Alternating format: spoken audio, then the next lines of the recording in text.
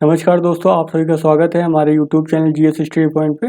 आज हम छत्तीसगढ़ एसीएफ के जो फिजिक्स में हम देख लेंगे अगली यूनिट को। तो आज जो हम पढ़ेंगे, किस यूनिट को पढ़ेंगे, हम पढ़ेंगे विद्युत धारा के जो है चुंबकीय प्रभाव, यानी कि विद्युत धारा जो होती है उसका जो है उसके क्या चुंबकीय जो है प्रभाव होते हैं, इसको हम डिस्कस करेंगे। तो इसमें हमको पहले देख लेते हैं कि सिलेबस में क्या क्या दे रखा है और क्या पढ़ना है। तो विद्युत धारा के जो है चुंबकीय प्रभाव में जो है हमको ओस्टर्ड का प्रयोग जो है वो पढ़ना है। विद्युत चुम्बकीय प्रेरणा ये होता है, इसको पढ़ना है। विद्युत मोटर को पढ़ना है। विद्युत जो जनित्र यानी जनरेटर होता है उसकी कार्यप्रणाली को देखना है, यानी विद्युत मोटर और जनित्र की कार्यप्रणाली है क्या है, सिद्धांत क्या है, उपयोग क्या होते हैं इनके हैं। और साथ में हम देखेंगे प्रत्यावर्ती धारा यानी अल्टरनेट करंट और दिष्ट धारा यानी डायरेक्ट करंट का सामान्य अध्ययन जो है मोटा मोटा देखेंगे। तो इसमें जो है मुख्य रूप से क्वेश्चन जो आपके या तो आपके थोड़ा बहुत जो थ्योरी बेस पे क्वेश्चन आते हैं। दूसरा क्या पूछ सकता है, जो यूनिट्स वगैरह होती हैं उनको पूछ लेता है। या फिर तीसरा क्या, थोड़ा बहुत जो न्यूमेरिकल टाइप के बन जाते हैं वो पूछते हैं। इस टाइप के क्वेश्चन जो है इस चैप्टर से आपके आ सकते हैं। तो चलिए देख लेते हैं फिर क्वेश्चंस को, आगे हम शुरू करते हैं।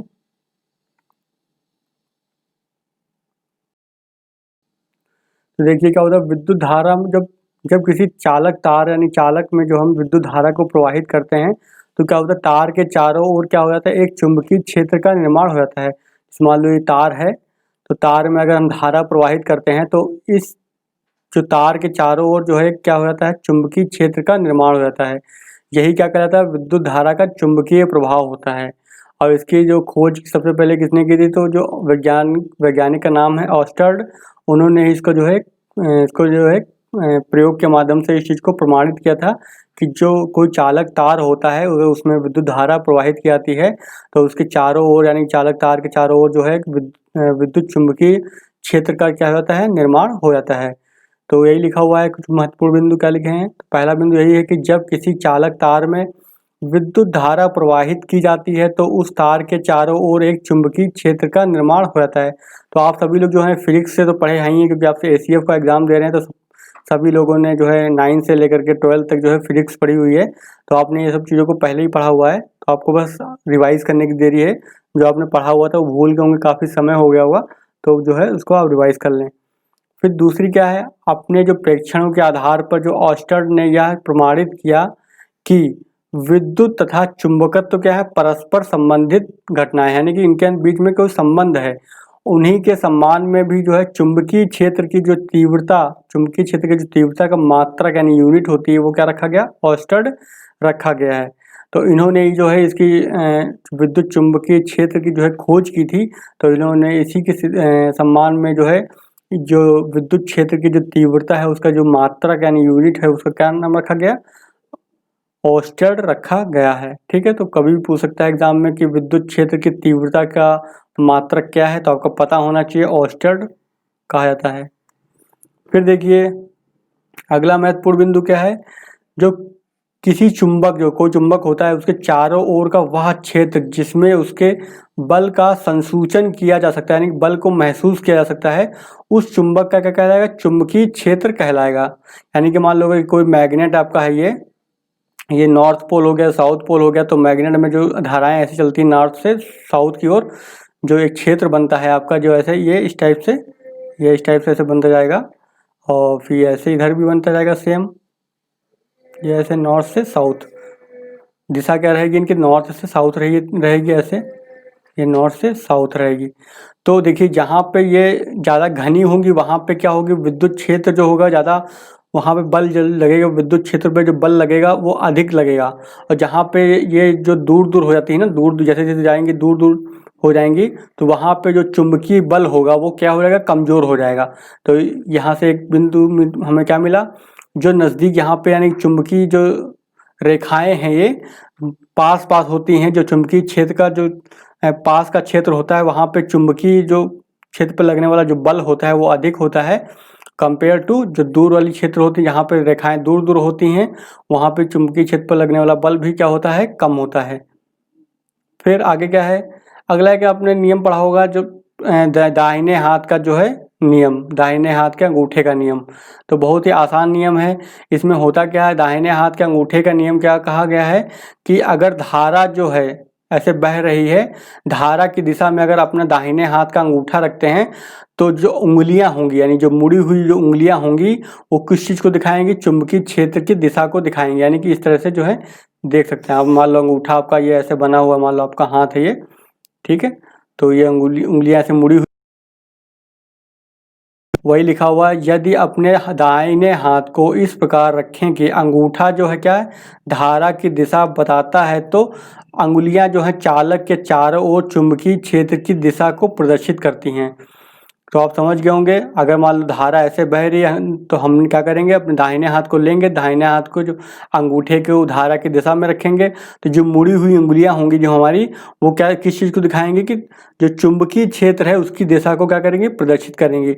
तो कभी भी एग्जाम में जो है इससे संबंधित क्वेश्चन दे सकता है कि दे देगा कि धारा मान लो ऐसे बह रही है, और पूछेगा कि जो है इसके जो चुंबकीय क्षेत्र की दिशा होगी कैसी होगी, तो हमको वहाँ पे जो है दाहिने हाथ का जो है अंगूठे का नियम वहाँ पे लागू करके बताना पड़ेगा कि जो चुंबकीय क्षेत्र की दिशा वहाँ पे कैसी होगी। ठीक है, फिर आपने पढ़ा होगा फ्लेमिंग के बाएं हाथ का नियम। तो दो नियम दिए थे इन्होंने फ्लेमिंग ने, एक तो बाएं हाथ का नियम दिया था, दूसरा कौन सा दिया था, दाहिने हाथ का नियम। तो हम दोनों को देख लेते हैं। तो फ्लेमिंग के बाएं हाथ का नियम क्या है, इस नियम के अनुसार क्या था, जो बायां हाथ है तो बायां हाथ को हम लेंगे, तो अपने बाएं हाथ की तर्जनी उंगली किसको बोलते हैं, जो अंगूठा और जो बीच की उंगली होती है उसके बीच की, यानी कि जो मध्यम उंगली यानी जो बीच सबसे बड़ी उंगली होती है और अंगूठा और उनके बीच एक उंगली होती है, उसको क्या बोलते हैं, तर्जनी उंगली बोलते हैं। तो अपने बाएं हाथ की जो तर्जनी उंगली, मध्यमा यानी कि बीच वाली उंगली होती है मिडिल फिंगर, तथा अंगूठे यानी थंब को जो है इस प्रकार रखें, इस प्रकार से फैलाएं कि ये तीनों क्या हो जाए, एक दूसरे के क्या है, परस्पर लंबवत हों। तो कैसे बनेगा, एक अंगूठा मान लो ऐसे होगा, तो इसके तर्जनी उंगली को ऐसे बनाएंगे हम, ठीक है, और जो बीच वाली उंगली वो ऐसे हो जाएगी। तो ये तीनों आपस में क्या है, पैरेलल, 90 डिग्री यहाँ पर होगा, और यहाँ पे भी क्या है आपके 90 डिग्री है, लंबवत हो गई यहाँ पर। तो तीनों ही क्या है, लंबवत होनी चाहिए। तब क्या होगा, ऐसे स्थिति में अगर हम अपनी उंगलियों को रखते हैं अगर, तब हम क्या करते हैं, यदि तर्जनी उंगली, जो तर्जनी उंगली है आपकी है, वो चुंबकीय क्षेत्र की दिशा और जो मध्यमा उंगली है चालक में प्रवाहित विद्युत धारा की दिशा बताती है, तो अंगूठा जो किस चीज़ को डिनोट करेगा, अंगूठा दिखाएगा कि चालक की गति की दिशा अथवा चालक पर आरोपित बल की दिशा की ओर संकेत करेगा, यानी कि जो बल है, फोर्स है, वो किधर की ओर लगेगा इसके बारे में वो बताएगा। तो बहुत ही आसान है ये, तो पहले आपने पढ़ा हुआ है, तो आपको उसको बस दोहराने की ज़रूरत है। कैसे रखना है, अपना बायां हाथ लीजिए, बाएं हाथ में जो रखिए, और उसको जो तर्जनी उंगली, बीच वाली उंगली यानी मिडिल फिंगर, और जो अंगुली है वो अंगूठा है सॉरी, तो अंगूठा तीनों का क्या करना है, लंबावत रखना है, यानी कि तीनों में 90 डिग्री का एंगल बनना चाहिए। फिर अगर जो आपकी तर्जनी उंगली है अगर वो चुंबकीय क्षेत्र की दिशा को दिखा रहा है, मध्यमा चालक यानी जो मध्यमा उंगली है वो क्या कर रही है, चालक में प्रवाहित विद्युत धारा, यानी कि बीच वाली उंगली वो धारा आई को दिखा रहा है, डिनोट कर रहा है कि उधर की धारा किधर बह रही है। तो जो चालक जो होगा, यानी जो उस पर फोर्स लगने वाला होगा, कितना लगेगा, किस ओर लगेगा, उसकी दिशा क्या होगी, तो उसके लिए जो है कौन दिखाई देगा, अंगूठा दिखाएगा कि जो चालक पे लगने वाला बल है उसकी दिशा किधर की ओर होगी। तो इस पे भी क्वेश्चन आ सकते हैं, मान लो कोई फिगर दे रखा होगा एग्जाम में और वहाँ पे बोलेगा कि इस पे चालक पे लगने वाले बल की दिशा क्या होगी, तो वहाँ पे हम फ्लेमिंग के बाएं हाथ का नियम को इस्तेमाल करेंगे। फिर अगला आपको टॉपिक दे रखा था, अगला टॉपिक आपका ये दे रखा था कि वैद्युत चुंबकीय प्रेरण दे रखा था आपका। तो वैद्युत चुंबकीय प्रेरण होता क्या है, इसमें होता क्या है, मान लो दो कुंडलियां अगर होती हैं, दो कॉइल्स होती हैं, ठीक है, मतलब या फिर किसी कॉइल में होता है मान लो, और इसमें अगर हम किसी चुंबक को फेंकते हैं, इसमें अगर मान लो इसमें प्रवाहित करते हैं, गतिशील करते हैं, तो ऐसे में क्या होगा, चुंबक की वजह से जो है चुंबकीय क्षेत्र के प्रभाव में इस जो कॉइल होगी इसमें, यानी जो इस कुंडली में क्या एक धारा प्रवाहित हो जाएगी, यानी एक चीज जो है दूसरी चीज को प्रेरित कर रही है, इसीलिए नाम इसका है विद्युत चुंबकीय प्रेरण। तो समझ गए होंगे आप, ये विद्युत चुंबकीय प्रेरण क्या होता है, यानी एक जो चुंबक का चुंबकीय क्षेत्र के प्रभाव में दूसरा जो है चुंबकीय, उसी चुंबकीय क्षेत्र के प्रभाव के कारण जो है उसमें जो धारा का जो है निर्माण हो जाता है, इसी को क्या बोलते हैं, विद्युत चुंबकीय प्रेरण होते हैं बोलते हैं। तो इसको अगर आप अपना इसका प्रयोग करना चाहते हैं तो एक तार लीजिए, तार का ऐसे कॉइल बनाइए आप इसको, और फिर एक चुंबक लीजिए, चुंबक को जो है इसमें से गुजारिएगा, गतिशील करिएगा, और इसमें यहाँ पे एम्पियर मीटर लगाएंगे आप, तो यहाँ पे दिखाएगा कि इसमें धारा बह रही है। इसका मतलब एम्पियर मीटर जो है उसकी सुई जो है थोड़ी डिफ्लेक्ट हो गई, यानी कि सुई उठ जाएगी उसकी। ये तभी होगा जब तक ये गतिशील रहेगा, चुंबक गतिशील रहेगा तब तक ही इसमें जो है धारा बहेगी। तो वही लिखा हुआ वह प्रक्रम, ऐसा यानी प्रोसेस जिसके द्वारा किसी चालक के परिवर्ती चुंबकीय क्षेत्र के कारण, यानी कि उसके चुंबकीय क्षेत्र में परिवर्तन हो रहा है के कारण अन्य चालक में, यानी दूसरे चालक में विद्युत धारा प्रेरित होती है, यानी कि उसमें जो है चुंबकीय क्षेत्र में परिवर्तन होने से दूसरी कुंडली में विद्युत धारा जो है प्रेरित होती है, यानी उत्पन्न होती है। विद्युत चुंबकीय प्रेरण कहलाता है। तो बहुत ही आसान है ये, और इस पे ही आधारित जो है आपके जो जनरेटर में जो लाइट प्रोड्यूस होती है वो इसी सिद्धांत पे कार्य करता है। उसमें क्या होता है, चुंबक के बीच में जो है हम उसमें एक कॉइल होती है, क्रोड बोलते हैं उसको हैं, उसको मूव कराते हैं, गतिशील कराते हैं किसी, यानी कि इंजन के माध्यम से, डीजल के माध्यम से जो चलता है तो वो चीज़ मूव करती है, तो उससे क्या होगा, धारा प्रवाहित होती है, और धारा प्रवाहित होती है उससे तो क्या बनता है, विद्युत बनती है। इसीलिए क्या बोलते हैं, विद्युत जनित्र भी बोलते हैं, यानी कि जनरेटर, इलेक्ट्रिक जनरेटर भी बोलते हैं उसको। तो आगे हम उसको देखेंगे अभी। चलिए आगे देख लेते हैं। जब कुंडली की गति की दिशा चुंबकीय क्षेत्र की दिशा के लंबवत होती है तब कुंडली में उत्पन्न जो प्रेरित विद्युत धारा अधिकतम होती है। तो देखिए इसमें क्या बोला गया है, जब कुंडली की गति की जो दिशा है वो चुंबकीय क्षेत्र की दिशा के लंबवत है, यानी कि थीटा की वैल्यू कितनी है यहाँ पे 90 डिग्री है, एंगल कितना बना 90 डिग्री बन रहा है, तब जो कुंडली में उत्पन्न प्रेरित विद्युत धारा होगी वो अधिकतम होती है। तो यहाँ पे पूछ सकता है कि कब जो है विद्युत धारा अधिकतम होगी, तो हमें याद रखना है जब 90 डिग्री का कोण बनाएगा मैग्नेटिक फील्ड से, यानी कि चुंबकीय क्षेत्र मान लो ऐसे बना हुआ है तो वहाँ पे जो है ये लंबवत होना चाहिए, 90 डिग्री बनेगा जब इसका 90 डिग्री, तब वहाँ पे जो है विद्युत धारा की जो मात्रा होगी वो क्या होगी, अधिकतम होती है। अगला क्या है, फ्लेमिंग के दाहिने हाथ का नियम। अब फ्लेमिंग के दाहिने हाथ का नियम के अनुसार क्या होगा, सेम वही चीज़ लागू होगी। अब ये किस पे लागू होता है, विद्युत चुंबकीय प्रेरण वाले कंडीशन में यहाँ पे लागू होता है ये।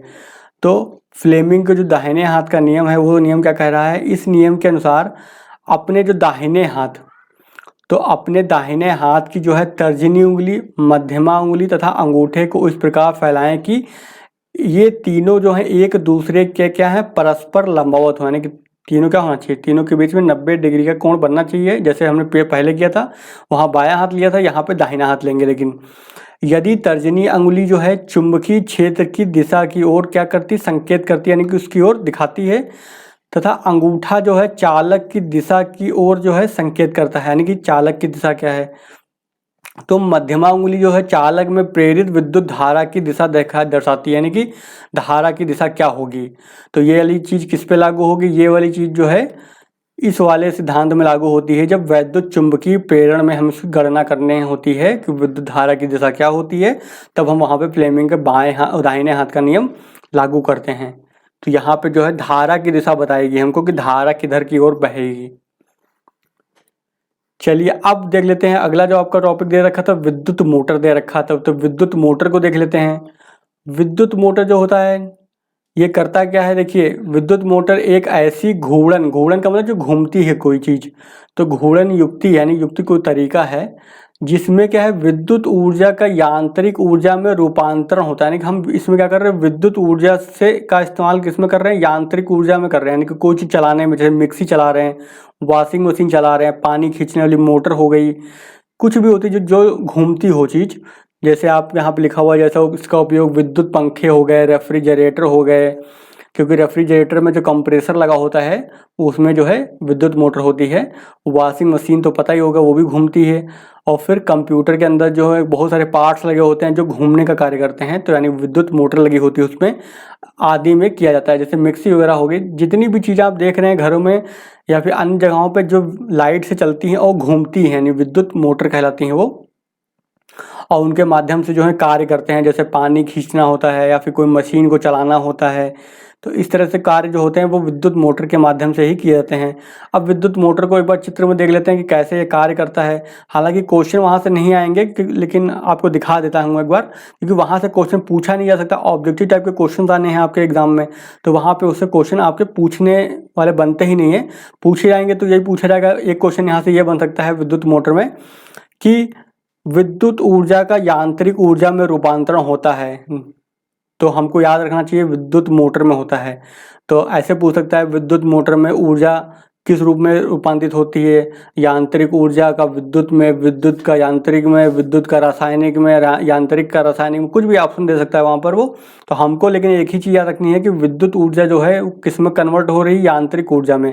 क्यों? क्योंकि विद्युत के माध्यम से हम कोई काम कर रहे हैं ना वहाँ पे, इसलिए विद्युत ऊर्जा जो है परिवर्तित हो रही है किसमें, यांत्रिक, यानी कि इलेक्ट्रिक एनर्जी जो है कन्वर्ट हो रही है किसमें, मैकेनिकल एनर्जी में। ठीक है, तो ये क्वेश्चन यहाँ से पूछा सकता है। फिर ये से दे सकता है कि इसका उपयोग कहाँ पे होता है, तो हमको पता होना चाहिए। पंखे हो गए, रेफ्रिजरेटर हो गए, वॉशिंग मशीन हो गए, कंप्यूटर हो गया, MP3 player, DVD player, CD player, बहुत सारे यंत्र हैं जहाँ पे इसका इस्तेमाल होता है। तो आपको पता होगा, ये बहुत ही आसान चीज़ है ये। चलिए अब चित्र के माध्यम से देख लेते हैं हालांकि एक बार कि विद्युत मोटर का कैसे काम करता है। तो विद्युत मोटर में देखिए ऐसे होता है, ये रहा आपका विद्युत मोटर हो गया, ये देखिए विद्युत मोटर हो गया आपका ये। तो इसमें कैसे काम करता है, इसमें होता क्या है, ये दो आपके मैग्नेट हो गए, एक नॉर्थ पोल हो गया मैग्नेट का, दूसरा साउथ पोल हो गया आपका। उसके बीच में ये क्रोड रखा हुआ है। ठीक है, नरम धातु का ये क्रोड होता है, मुलायम धातु का। और ये क्रोड जो आपका ABCD दे रखा है, इस पे जो है वायरिंग होती है, यानी मतलब वायर होता है ये। और यही चालक है आपका, इसी में ही क्या होती है, धारा बहती है। यहाँ पे ये बैटरी दिखाया गया, बैटरी से जोड़ दिया गया है इसको। और यहाँ पे क्या है, विभक्त वलय लगे होते हैं, यानी कि इनको बोलते हैं विभक्त वलय। ठीक है, इनको बोलते हैं, जो आपको हाफ सर्कल दिख रहे हैं आपको ये, इनको बोलते हैं विभक्त वलय। और उनके ऊपर यहाँ पे क्या लगा हुआ है, यहाँ पे छोटू सा लगा हुआ है, वो उसको बोलते हैं बुश। तो बुश बोलो एक ही चीज़ होती है। तो इसमें होता है क्या, जब विद्युत धारा प्रवाहित होती है तो ये वाली चीज़ जो है धुरी इस एक्सिस पे जो है ये चीज़ घूमती है। इससे क्या होती है, ABCD आपका जो क्रोड है उसका जो है यहाँ पे मैग्नेटिक फील्ड है ना, ये आपकी मैग्नेटिक फील्ड हो गई। तो जब इसके एंगल में परिवर्तन होता है, ठीक है, तो इसमें जो है बल, एक प्रकार का बल लगता है। उसी बल के कारण क्या होता है, ये चीज़ जो है, इन दो जो चुंबक रखे हैं इनके बीच में ये जो क्रोड होता है ये क्या होता है, घूमने लगता है। और इसी जब ये घूमेगा तो उसका इस्तेमाल हम किस में करेंगे, मैकेनिकल एनर्जी के रूप में, उसको यानी यांत्रिक ऊर्जा के रूप में हम करेंगे। जैसे पानी वाली मोटर होती है उसको घुमाने के लिए करते हैं, या फिर वॉशिंग मशीन में कोई चीज़ घुमानी होती है जब, तो उसका इस्तेमाल इसी तरह से, उसमें जो मोटर लगी होती है वो इसी सिद्धांत पे कार्य करती है। तो आप समझ गए होंगे इसमें कैसा है। एक दो आपके यहाँ पे क्या बोलते हैं, चुंबक रखे होते हैं, इनके बीच में एक क्रोड कॉइल रखी होती है। और क्रोड कॉइल जब चुंबकीय क्षेत्र में रखी होती है, जब इसमें धारा प्रवाहित करते हैं तो ये क्या होती है, ये चुंबकीय क्षेत्र में क्या होता है, एक बल उत्पन्न होता है। उससे क्या होती है, इसकी जो है रोटेशन स्टार्ट हो, यानी घूमना स्टार्ट हो जाता है ये। तो ये हो गया आपका क्या, मुख्य रूप से विद्युत मोटर हो गया। ये विद्युत मोटर की क्या है, कार्य प्रणाली है। चलिए आगे देख लेते हैं। अगला आपको जो पढ़ना है वो पढ़ना है विद्युत जनित्र। विद्युत जनित्र का मतलब क्या हुआ, जनरेटर, जो विद्युत को जनरेट करेगा। अब अभी तक क्या हम विद्युत मोटर का इस्तेमाल कर रहे थे यांत्रिक ऊर्जा में, विद्युत ऊर्जा को कन्वर्ट कर रहे थे किसमें, यांत्रिक ऊर्जा में। अब हम क्या करेंगे, यांत्रिक ऊर्जा को कन्वर्ट करेंगे किसमें, विद्युत ऊर्जा में। अब यानी कि हम विद्युत को बनाएंगे। जनरेटर आपने देखा होगा, जनरेटर का काम क्या होता है, जनरेटर का काम यही होता है कि विद्युत ऊर्जा को बनाया जाए ताकि आपके घर के उपकरण वगैरह जो है उनको चलाया जा सके। तो वही हम देखेंगे विद्युत जनित्र क्या होता है। तो विद्युत जनित्र जो है वैद्युत चुंबकीय प्रेरण की परिघटना पर आधारित है। तो पहला क्वेश्चन यहाँ पे ही बन सकता है कि निम्न में से कौन जो है वैद्युत चुंबकीय प्रेरण की परिघटना पर कार्य करता है। तो हमको पता होना चाहिए जो जनरेटर होता है, यानी कि इलेक्ट्रिक जनरेटर होता है, वो जो है विद्युत चुंबकीय प्रेरण की घटना पे ही कार्य करता है, यानी कि उसके सिद्धांतों पर ही कार्य करता है। फिर विद्युत जनित्र में होता क्या, यांत्रिक ऊर्जा है कन्वर्ट करता है किसमें, विद्युत ऊर्जा में रूपांतरित होती है। दूसरा प्रश्न यहाँ से ये बन सकता है कि विद्युत जनित्र में जो यांत्रिक ऊर्जा होती है वो विद्युत ऊर्जा में रूपांतरित होती है। तो ये होना चाहिए, यानी कि उल्टा हो गया, जो मोटर से उल्टा हो गया। वहाँ पे क्या होता, वहाँ पे विद्युत ऊर्जा कन्वर्ट हो रही थी किसमें, यांत्रिक ऊर्जा में, और यहाँ पे यांत्रिक ऊर्जा कन्वर्ट हो रही है किसमें, विद्युत ऊर्जा में। तो ये दोनों अंतर हैं यानी कि दोनों में। अब इसको भी हम एक बार फिगर से देख लेते हैं चित्र में कि कैसे काम करता है ये। तो चलिए देख लेते हैं कि कैसे काम करता है ये। तो यहाँ पे आपका दे रखा है चित्र आपका ये। तो चित्र में देखिए क्या दिखाया गया, यहाँ पे भी कैसे काम करेगा ये। यहाँ पे दो मैग्नेट रखे हुए हैं, एक मैग्नेट है एक मैग्नेट है, यानी कि इनके बीच में क्या बनेगा, एक चुंबकीय क्षेत्र बनेगा ना, ये चुंबकीय क्षेत्र बन गया। अब चुंबकीय क्षेत्र, यहाँ पे क्या भाई क्रोड रखा हुआ है ABCD, और इनका तार यहाँ से जोड़ दिए गए हैं इनको, यहाँ पे यानी कि पावर कनेक्शन कर दिया गया। यहाँ पे B1 यानी कि बुश एक लगा हुआ है, यहाँ पे B2 यानी दूसरा बुश लगा हुआ है, और यहाँ पे ये रिंग दे रखे हैं, ये इनको बोलते हैं वलय। तो ये फुल सर्किट के हैं यानी कि, ठीक है। यहाँ पे क्या है, पूरा सर्किट का है। उसमें इससे पहले वाले जो चित्र में देखा, मोटर वाले में देखा था, वहाँ पे हाफ लगे थे, यहाँ पे वलय जो सर्किट लगे, रिंग लगे हैं, पूरे लगे हुए हैं। और फिर इसको इसमें ये जोड़ दिया हमने, एम्पियर जोड़ दिया, एम्पियर मीटर।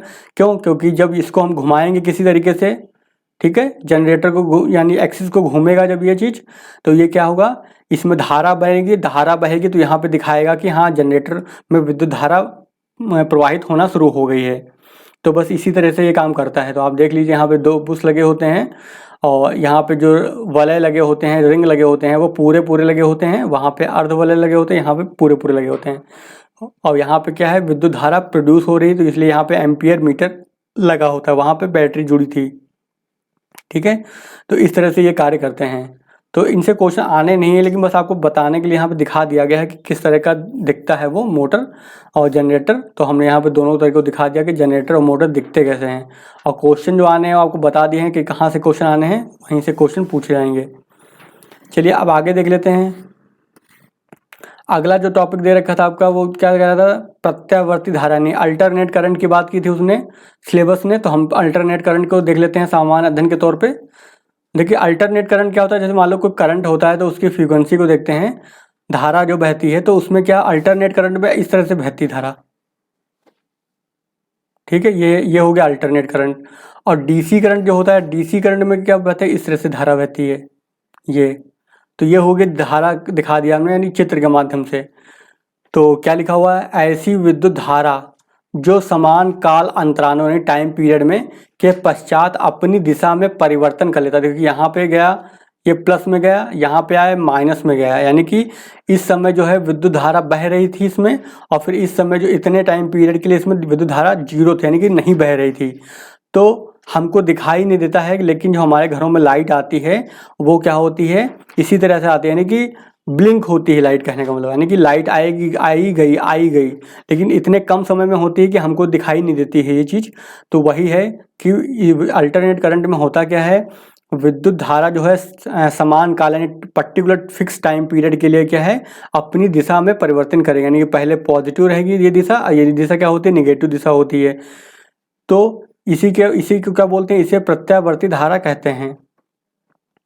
फिर विद्युत उत्पन्न करने की इस युक्ति को क्या बोलते हैं, प्रत्यावर्ती विद्युत धारा जनित यानी AC जनित यानी जनरेटर कहते हैं। यानी कि ऐसे जनरेटर जो अल्टरनेट करंट को जनरेट करेंगे उनको अल्टरनेट करंट जनरेटर कहेंगे, और जो DC करंट को जनरेट करेंगे वो उनको हम क्या बोलेंगे, DC करंट जनरेटर बोलेंगे, ठीक है।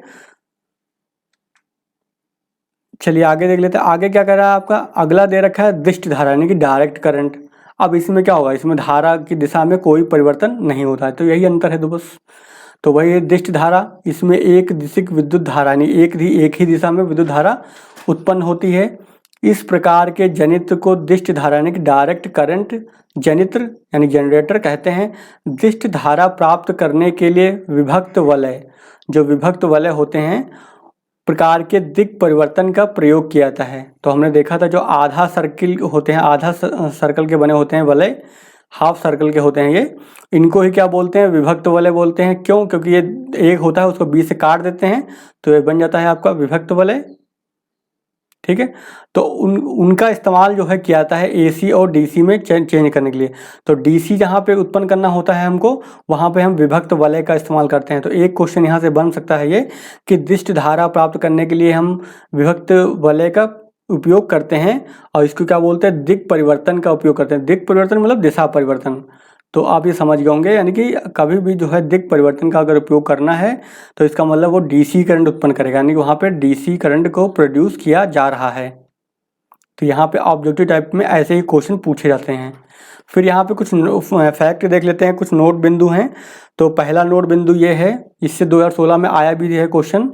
आप देखेंगे 2016 को उठा के क्वेश्चन, तो वहाँ पे पूछा गया था कि भारत में जो है जो घरों में विद्युत प्रवाह भेजी जाती, विद्युत को भेजा जाता है, उसकी आवृत्ति पूछी थी, यानी फ्रीक्वेंसी क्या होती है। तो फ्रीक्वेंसी यहाँ पे 50 हर्ट्ज होती है, 50 हर्ट्ज, क्योंकि जो फ्रीक्वेंसी होती है उसका जो मात्रक यानी यूनिट होती है वो क्या होती है, हर्ट्ज। तो इंग्लिश में कैसे लिखते हैं, हर्ट्ज ऐसे लिखते हैं हिंदी में, और सिंबल के रूप में इस तरह से हर्ट्ज लिखते हैं।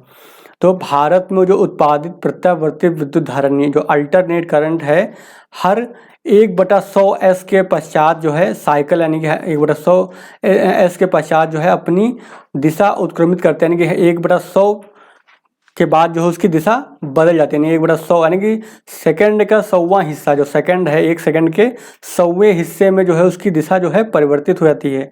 अर्थात इस प्रत्यावर्ती धारा की जो आवृत्ति है वो कितनी है, 50 हर्ट्ज। तो यही फैक्ट है, यही याद कर लो। और दोबारा भी क्वेश्चन पूछा जा सकता है, और दोबारा अगर पूछा जाता है तो आप भी क्वेश्चन बिल्कुल भी गलत ना करें, क्योंकि अगर एक भी क्वेश्चन गलत करते हैं ऐसे तो फिर आप पीछे हो जाएंगे और लोगों से। फिर क्या है, डीसी की तुलना में, अब डीसी की तुलना में जो एसी का एक महत्वपूर्ण लाभ यह है कि विद्युत शक्ति को जो है सुदूर यानी बहुत दूर स्थानों पर बिना अधिक ऊर्जा क्षय के प्रेषित किया जा सकता है। तो आप लोगों ने देखा होगा घरों में जो आपका मान लो घर है ये, तो घरों में जो इस्तेमाल होने वाली लाइट होती है, विद्युत होती है, वो कौन सी होती है, वो अल्टरनेट करंट होती है, यानी एसी होती है। तो अब सोचा जा सकता है, यहाँ पे प्रश्न ये उठता है कि हम डीसी क्यों नहीं इस्तेमाल करते हैं। हम डीसी क्यों नहीं इस्तेमाल करते, उसका कारण मुख्य ये है क्योंकि डीसी को जब हम लंबे दूरी तक भेजते हैं उसको, तो उसके जो है वोल्टेज में क्या होती है, गिरावट बहुत तेज़ी से आती है। तो यानी कि उसको लंबी दूरी तक भेजने में बहुत ज़्यादा मात्रा की ऊर्जा जो है कमी आ जाती है, बहुत ज़्यादा ऊर्जा में क्षय हो जाता है, यानी कि उसको लॉस यानी एनर्जी लॉस हो जाता है। तो इसलिए जो है हम एसी का इस्तेमाल करते हैं, क्योंकि एसी में क्या होता है, एसी की खास बात यह है वो अधिक लंबी दूरी तक आसानी से भेजी जा सकती है, बहुत ही कम मात्रा में जो है उसमें एनर्जी लॉस होता है। तो ये एक रीज़न रहा। तो ये हमने देख लिया आज के वीडियो में कुछ जो महत्वपूर्ण बिंदु जहाँ से क्वेश्चन बनने की संभावना है, और इसमें ज़्यादा पढ़ने वाला है नहीं क्योंकि सिलेबस बहुत ज़्यादा आपका है, बहुत ज़्यादा चीज़ों को आपको कवर करना है। तो उसमें एग्ज़ाम में वही पढ़ें जिनसे क्वेश्चन जो है पूछे जाते हों और जिनसे ऑब्जेक्टिव टाइप के क्वेश्चन पूछे जाने की संभावना बनती है। तो वो चीज़ों को आप ज़्यादा पढ़ें और बार बार पढ़ें, क्योंकि फैक्ट है तो चीज़ों को आप बार बार दोहराएंगे तभी याद हो पाएगा। तो चलिए आज का वीडियो फिर हम यहीं पे ख़त्म करते हैं। वीडियो अगर पसंद आया हो तो वीडियो को लाइक कर दीजिएगा, और अगर आप छत्तीसगढ़ एसीएफ की तैयारी कर रहे हैं और आपको पेड ग्रुप ज्वाइन करना है इसका, तो आप हमें इस नंबर पे कॉल कर सकते हैं या फिर व्हाट्सएप कर सकते हैं। नंबर है 8860558530। तो अगर आपको इनकी नोट्स पीडीएफ चाहिए तो वहाँ मिल जाएंगे, एमसीक्यू भी वहाँ पेड ग्रुप में कराए जाएंगे, और वहाँ पे सारे वीडियोस भी मिल जाएंगे आपको। तो जिन लोगों को भी जो है छत्तीसगढ़ एसीएफ का पेड ग्रुप ज्वाइन करना है वो इस नंबर पे संपर्क कर सकते हैं। तो चलिए आज का वीडियो हम यहीं पे ख़त्म करते हैं, मिलते हैं फिर नेक्स्ट वीडियो में।